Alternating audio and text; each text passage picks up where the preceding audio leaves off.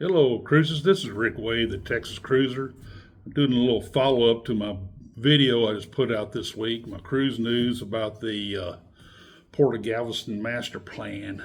And Roger Reed's come out with his column today in the Daily News, Galveston Daily News, and a little more in-depth behind the scenes information. It's the group Barmelo Ajamil and Partners is the group, that engineering firm that came in and reworked the master plan, updated it, and they did an awesome job. You saw the drawings and all I put out that you got to see on my last video. You get a chance to go back and see that. And the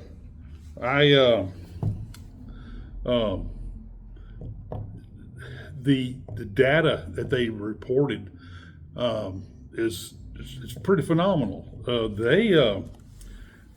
This year we're supposed to hit like 3.7 million passengers coming through the Port of Galveston, and they're saying by 2045 they expect, with the growth of the port, to meet or exceed 9 million passengers here at the port. Now, I'll tell you how they're going to get to that number here in just a minute. I kind of mentioned it in the last video about possibly the port expanding to possibly 7 terminals. The first part of that is going to lead to that is moving the Battleship Texas into that slip over there between the Royal Caribbean terminal and the MSC terminal, terminals 10 and 16. And once they get that ship situated, and they go ahead and fill in that slip that will be to the east of where the Texas is, that will reclaim that acreage there, and they can go ahead and do what they're wanting to do. That is expand Terminal 10, which is the Royal Caribbean terminal, so they can bring in 2 ships at a time over there. They'll have another facility, another building a little further to the west of the present Royal Caribbean terminal that will help meet the demand down there for those 2 ships. And so you will virtually you'll have 3 ships down there then. You'll have the MSC coming in, ships, and whatever other ships that come in that terminal 16. Then I guess you're going to have Terminal 10 A and B. That's basically how I was going to say. They're going to probably call it number Terminal 12 or something like that. You know how they go with these things. But I'm calling it Terminal 10 A and B right now. And the growth they're talking about down there, they're talking about bringing in. They're really happy about that parking garage. So you're going to start seeing those parking garages popping up next to the cruise terminals. I know that's some of that stuff they're working with, behind the scenes discussion with Carnival down there with those Terminal 20, 25 and 28. I know Carnival wants to really upgrade that, possibly tearing down the buildings and rebuilding some brand new terminals down there. Do something down there, because they want it to be really spiffed up like the other cruise lines are enjoying down there at the other end of the port. But as you saw in my drawings, you saw possibly up to 4 ships down there on that western end of the cruise terminals, and also in the drawings you start seeing some parking garages coming up next to those terminals, because that's point blank, it creates great revenue for the port to help pay for these structures, these infrastructures that they're having to build to satisfy this cruise market. And that's going to, it's according to Roger's column, that's going to be a big economic driver for around here.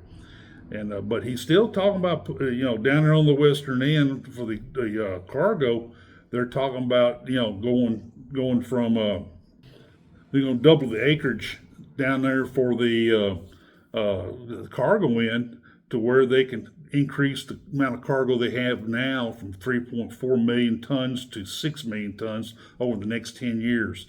They're going to be doubling the amount of acreage they can have available for cargo delivery. So that's going to be, and also shipping stuff out too. They're going to have to resituate the rail access down there so they can help provide a way to ship the stuff out here by rail and truck. So Roger Rees talked about in this column about the cargo, the Westport Cargo Complex, and they're talking about going from 3.4 million tons as of 2024 to 6 million tons over the next 10 years of port activity coming across the dock. They're going to have on-dock rail access. They're going to consolidate the rail yards and potentially adding warehouses to track new general cargoes, such as lumber and other commodities. So it's going to be the West End is going to be pulling its own weight down there to create opportunities, generating revenue for the port, which is important, very important. So, but back over to the cruise side, I haven't heard any more about other possible cruise lines coming in. Anxiously watching the Celebrity 27-28 calendar. I believe it's November when they're going to roll out their Caribbean schedule. And so I'm going to be reporting on that when it comes out.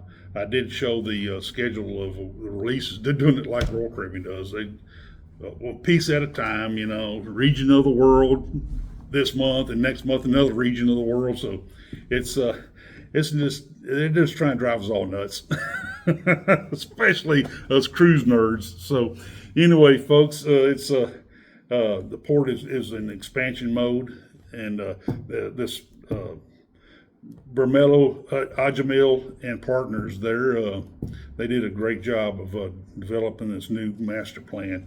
I know the port hasn't voted on it to accept it yet, but they have. I've been hearing nothing but accolades towards the engineering firm for such a job well done. They're also showing in the drawings some parks, hotels, stuff like that, and more hotels coming for the port area. Of course, I said one of the very important things, the parking garages. So anyway, guys, just keep watching me. I will be reporting any more news and information. There's some other stuff coming. As soon as I firm up the information and the evidence of the activities that's coming, I will report on them. So anyway, get a chance, book a cruise. I hope to catch you on a future cruise, folks, and I'll catch you later. Bye-bye.